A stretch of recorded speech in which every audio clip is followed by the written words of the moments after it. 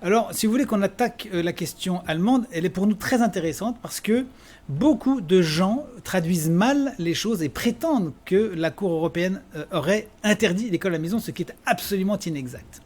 Au bout de leur procédure contre l'État, les parents Wunderlich, la famille concernée, se sont finalement pourvus devant la Cour européenne des droits de l'homme sous le motif de l'atteinte au respect de la vie familiale, garantie par l'article 8 de la Convention européenne des droits de l'homme. Or, ils commettaient une erreur qui allait leur être fatale. En effet, tout État peut parfaitement et valablement intervenir dans la vie privée des familles quand l'un des membres est menacé dans son intégrité ou que le doute existe.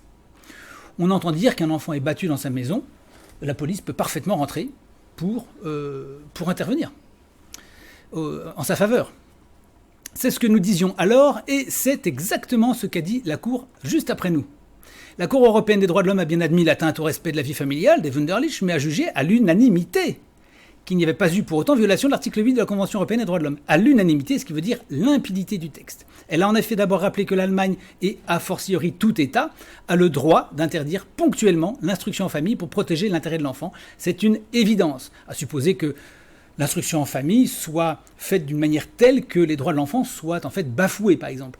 Ou on fait l'instruction en famille en battant l'enfant ou en le maltraitant d'une manière ou d'une autre, ou en ne la faisant pas du tout, ce qui est une maltraitance en soi. Enfin, qui peut être considéré en tout cas comme un droit lésé.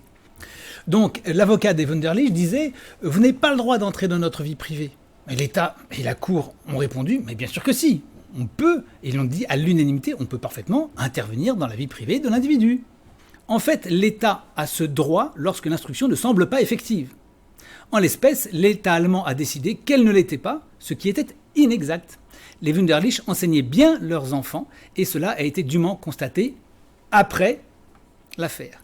Donc, a priori, l'État a estimé qu'il y avait un problème avec l'instruction en famille en dehors de toute espèce de maltraitance constatée.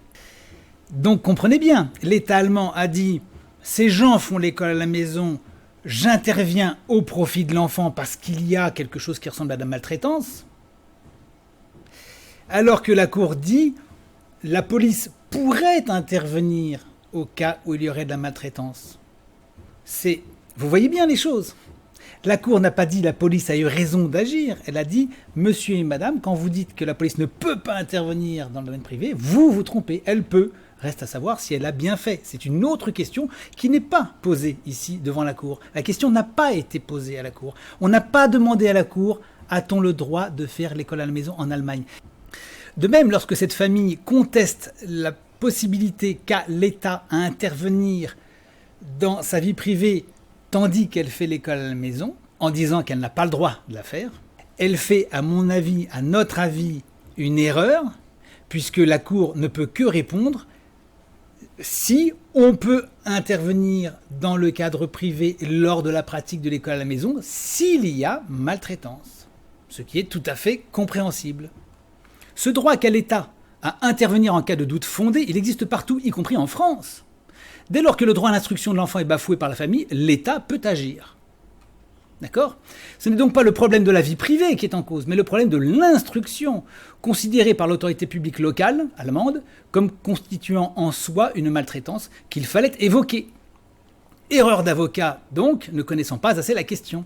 Erreur de nombreuses associations ne sachant pas davantage analyser le fait. La Cour a raison, mais si on l'a saisie sur le droit à l'instruction en famille en lui-même, elle ne saurait le contester.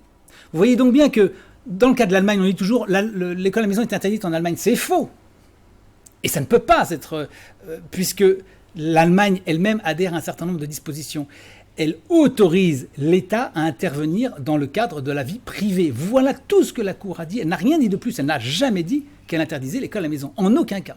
Je précise au passage que nous avons nous-mêmes des familles allemandes qui font l'école à la maison dans des zones où c'est soi-disant interdit et qui ne sont nullement inquiétées car je pense que l'État allemand recule sur cette question étant donné qu'il a compris qu'il n'était pas encouragé par la Cour européenne comme je vais vous le démontrer. Car en réalité, ce que je vais vous montrer, c'est que la Cour européenne a validé l'école à la maison et je vais vous en faire une démonstration qui ne manquera pas de vous intéresser et peut-être d'intéresser les avocats qui se sont concentrés sur cette question.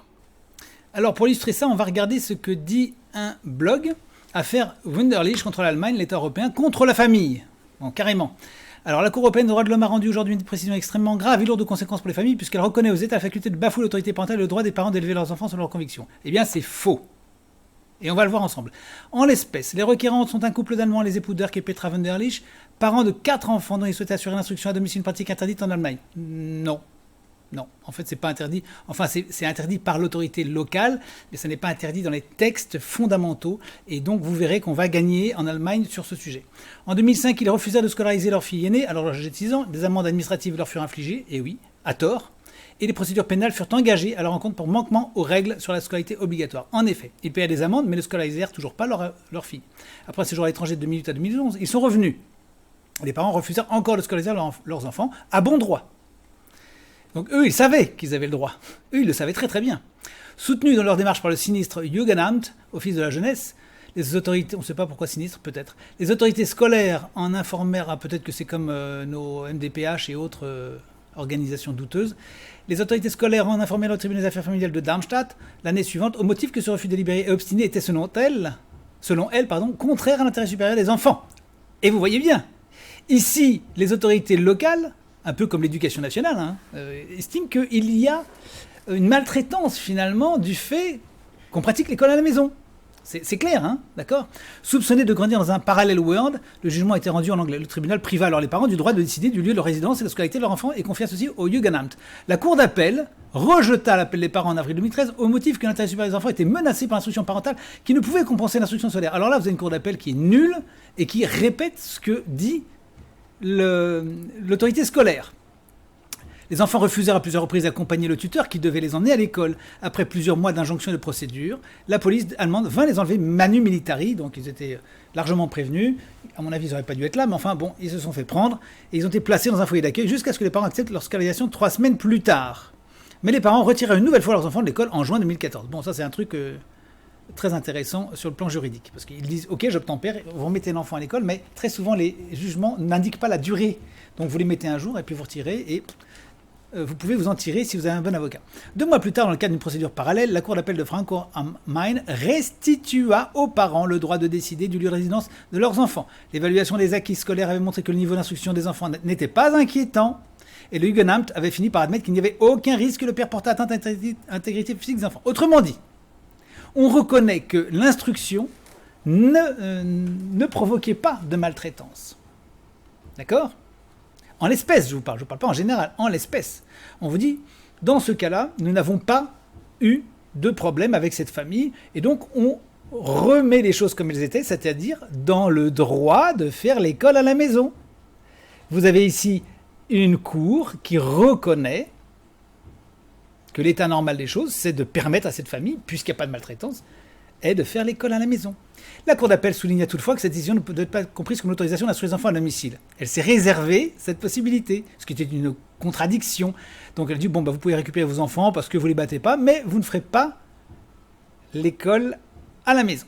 Donc en fait, vous voyez, ça c'est souvent, on met un petit bémol parce qu'on ne veut surtout pas donner l'impression qu'on autorise un droit naturel. Le Bundeswehrverfassungsgericht, tribunal constitutionnel fédéral, ayant refusé d'examiner leur recours en octobre 2014, les enfants se plaignirent donc devant la Cour européenne des droits de l'homme de l'atteinte au respect de leur vie familiale garantie par l'article 8 de la Convention européenne des droits de l'homme. Ils reprochaient notamment aux autorités allemandes de les avoir privés de certains droits relevant de l'autorité parentale pour les transférer au Jugendamt, d'avoir éloigné par la force d'enfants du domicile familial et d'avoir placé ceux-ci dans un foyer d'accueil pendant 3 ans. La Cour européenne des droits de l'homme a bien admis l'atteinte au respect de la vie familiale des Wunderlich, mais a jugé à l'unanimité qu'il n'y avait pas eu pour autant violation de l'article 8 de la Convention européenne des droits de l'homme. Je vous le montre et regardez bien. L'article numéro 8 de la Convention européenne des droits de l'homme proclame le droit de toute personne au respect de sa vie privée et familiale, de son domicile, de sa correspondance, mais organise un régime de restriction si celles-ci sont prévues par la loi et nécessaires dans une société démocratique. Cet article établit clairement une protection contre les immixtions illégales dans la vie privée des personnes. Il n'est pas question d'école à la maison. L'article 8 ne dit pas vous avez le droit de faire l'école à la maison ou vous n'avez pas le droit de faire l'école à la maison. C'est la vie privée qui est visée ici. C'est limpide. Donc, il n'y a pas d'immixtion abusive dans la vie privée de cette famille.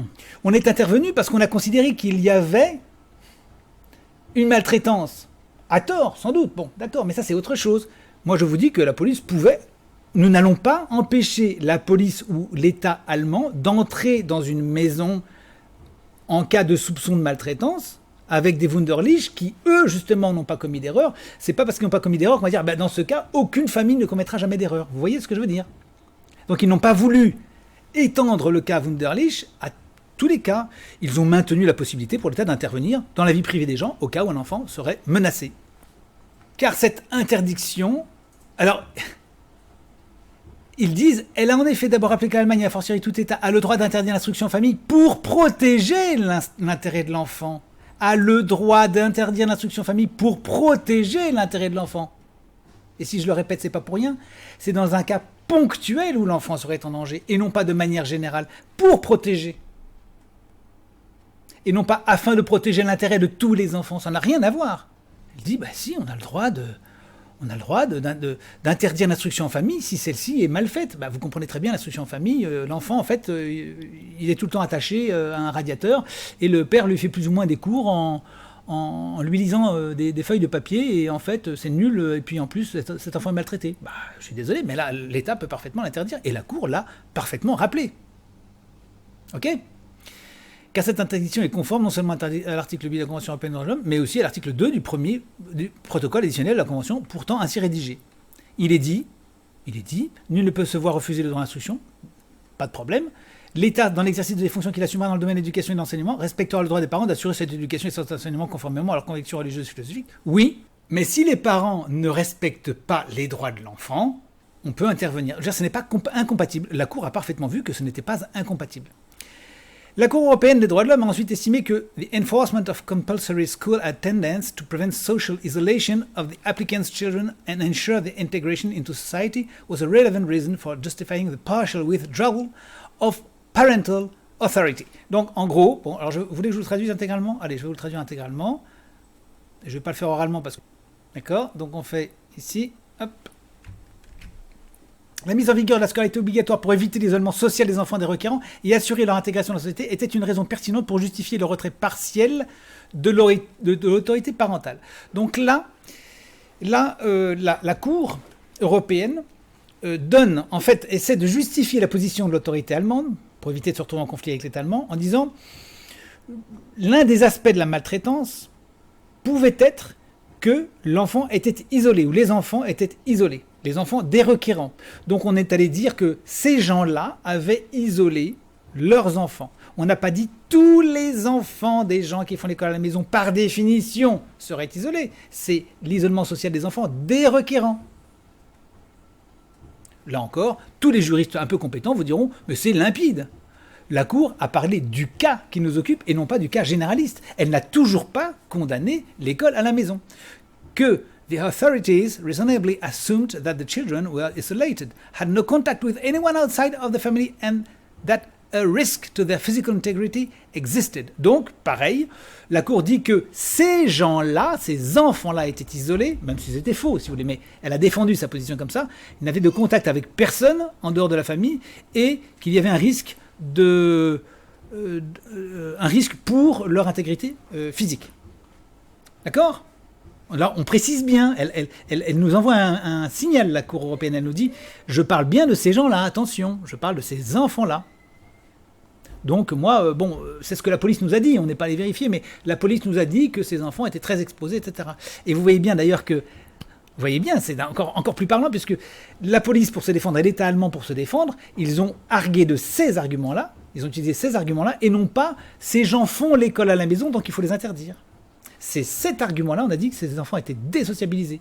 Alors, on pourra se battre, il faudra se battre sur ce genre d'argument, évidemment, et c'est là-dessus qu'il aurait fallu se battre d'ailleurs, mais vous voyez parfaitement que la Cour botte en touche en disant « c'est pas l'école à la maison que je condamne, c'est simplement le fait que ces gens n'avaient pas de vie sociale ».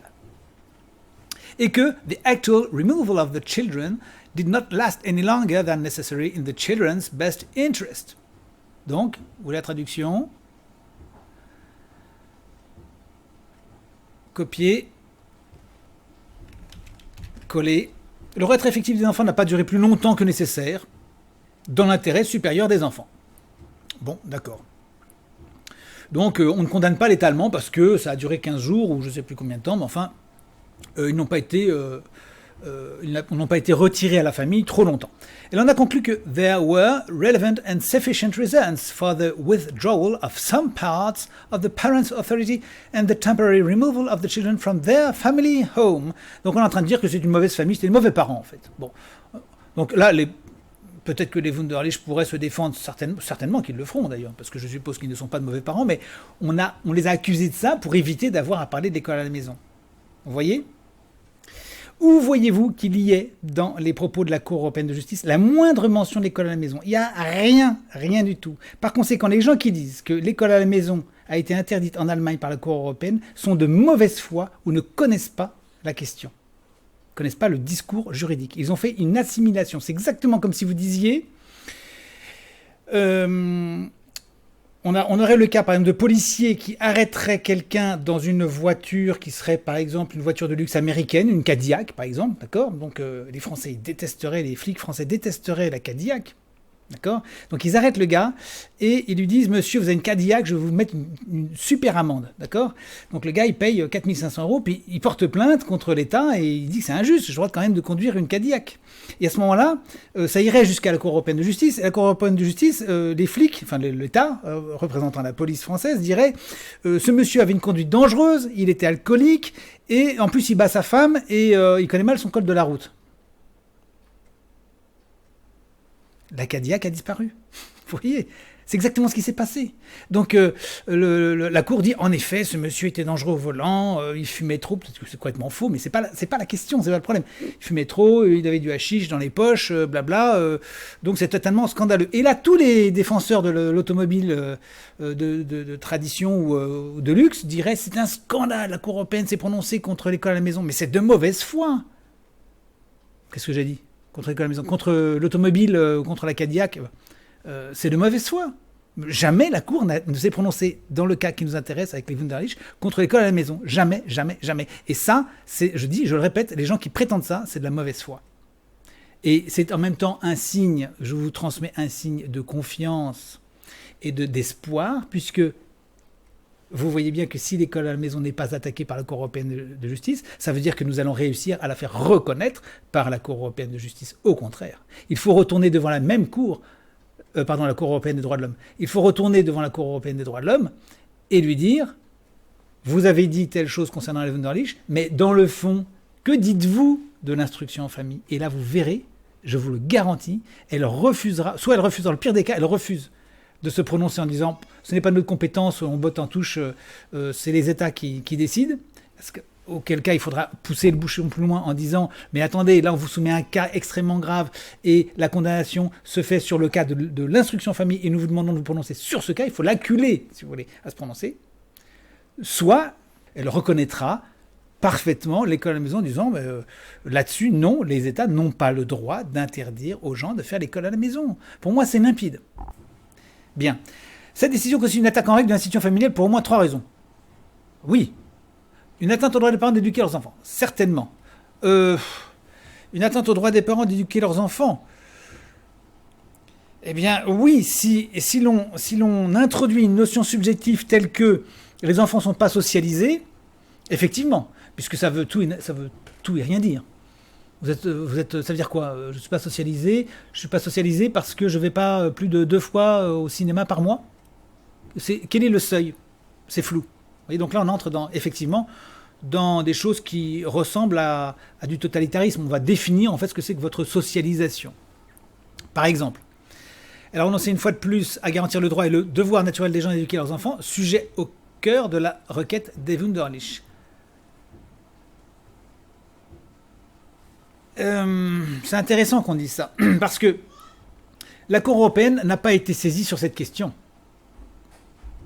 Et ça m'étonnerait qu'elle ne l'ait pas dit. Ça m'étonnerait qu'elle ait dit nulle part qu'elle reconnaissait le droit des Wunderlich à éduquer leurs enfants.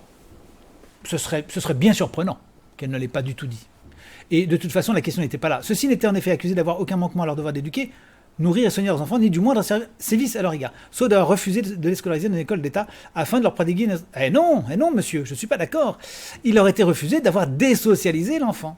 Ce qui était peut-être faux, mais vous vous trompez, parce que vous êtes en train de nous dire, et ce qui entérine l'idée que l'État est plus puissant que la loi, que la Cour aurait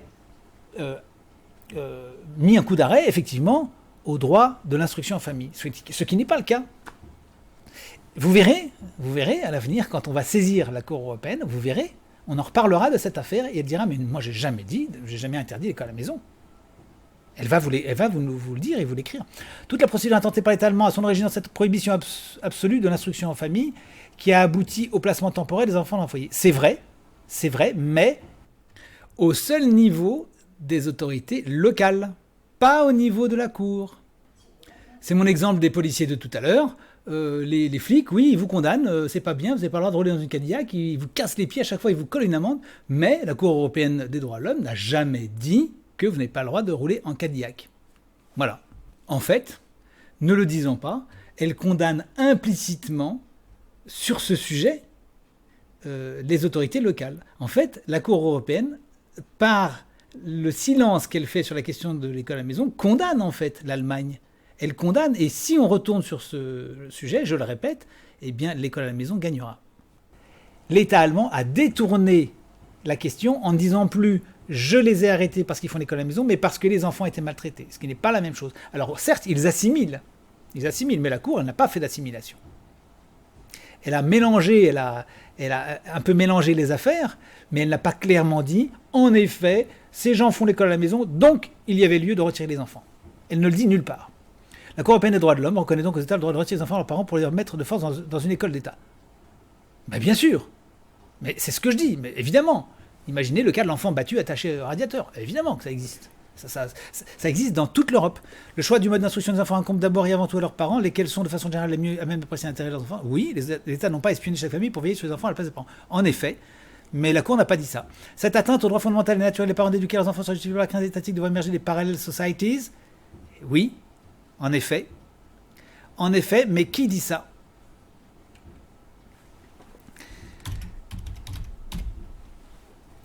Parallel Worlds. Qui dit ça ? C'est les autorités scolaires, c'est pas la Cour européenne.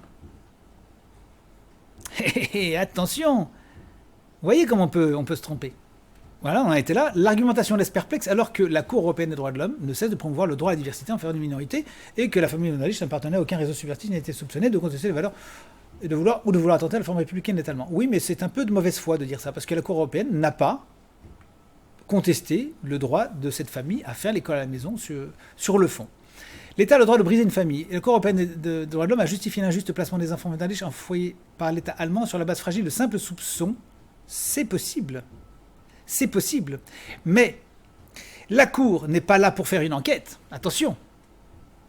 Il ne faut pas se tromper. La Cour, c'est un ensemble de gens qui, comme moi, comme vous, ne connaissez rien à l'affaire. Vous avez des éléments qui vous sont apportés par la famille, l'avocat, par des associations et par le ministère public.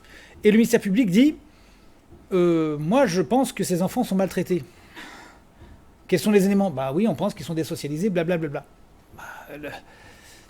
La Cour européenne de justice se prononce en l'occurrence, très précisément dans le cas de ces enfants, dans le sens de ses soupçons. En effet, elle a eu tort, à mon point de vue, elle a eu tort, mais ça ne veut pas dire pour autant qu'elle affirme le droit d'abroger l'école à la maison ou de l'interdire.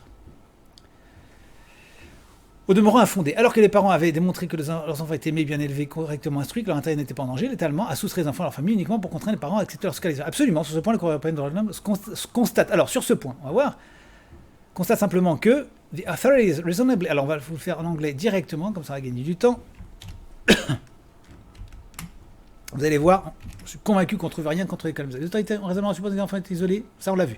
La Cour rappelle également que même des jugements ou appréciations erronées de professionnels ne rendent pas en soi les mesures de garde d'enfants incompatibles avec l'exigence de l'article 8. Ah oui, évidemment. Imaginez que les professionnels se trompent. C'est-à-dire qu'ils disent nous soupçonnons que l'enfant soit battu par le père. Ils se trompent, c'est pas par le père, c'est par la mère. Bah, ça ne change rien. Il est toujours possible de faire appliquer la loi qui fait intervenir l'État, tout en respectant les exigences de l'article 8. Les autorités médicales ou sociales ont le devoir de protéger les enfants et ne peuvent être tenues pour responsables à chaque fois des préoccupations raisonnablement fondées sur la sécurité des enfants vis-à-vis des membres de leur famille se sont avérées rétrospectivement avoir été mal avisées. Alors, Ça, vous voyez, ça n'a rien à voir avec l'école à la maison, tout ça. On pourra en parler, et c'est une chose qui va être minorée, parce que maintenant, il y a un abus, comme vous le savez, très largement, des signalements, placements, etc.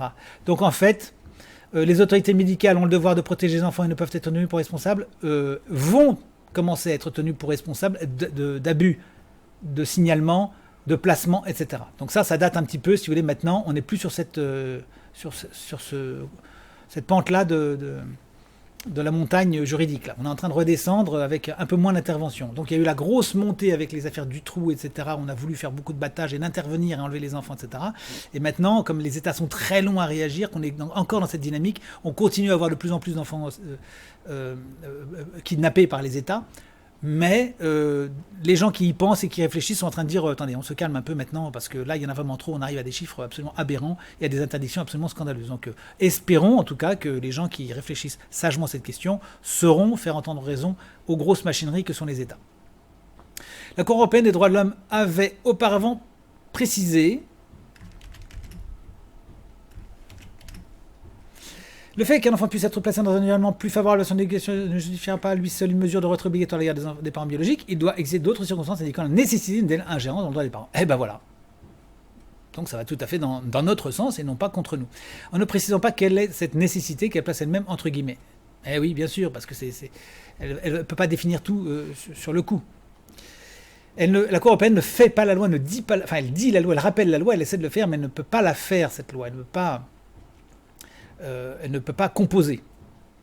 La Cour ouvre largement la porte à tous les excès étatiques.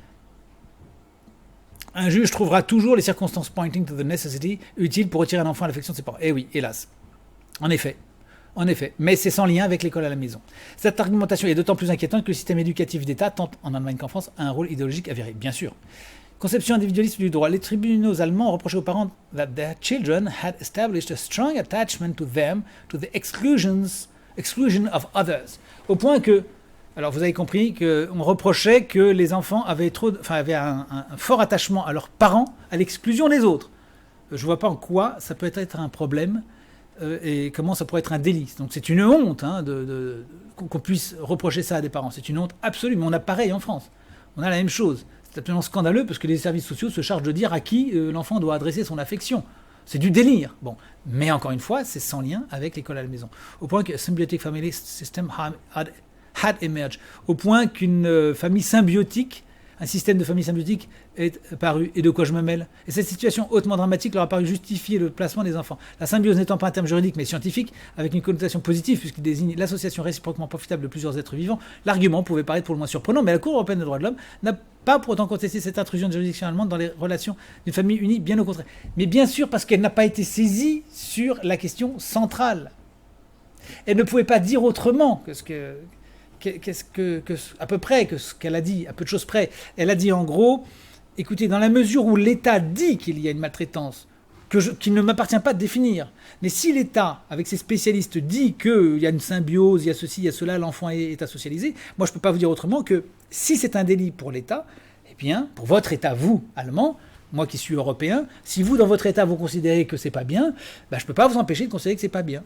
Après, le peuple, s'il veut changer de gouvernement, il le fait. Mais moi, en tant que gouvernement européen, je n'ai pas à dire que cet État se trompe quand il dit cela. Vous comprenez? Ça, c'est du droit. Il faut comprendre le droit. Il ne faut pas se mélanger. Là, on mélange les choses. Et donc, on fait tout un patafard en disant « ça y est, l'école à la maison est interdite », alors qu'en aucun cas, la Cour européenne ne l'a dit. Ici, on retraduit. L'article 8 exige qu'un juste équilibre soit ménagé entre les intérêts de l'enfant et ceux du parent. Et pour parvenir à un tel équilibre, une importance particulière doit être accordée à l'intérêt supérieur de l'enfant qui, en fonction de leur nature et de leur gravité, peuvent remplacer celle du parent. Ben oui, très juste, parfait, rien à dire.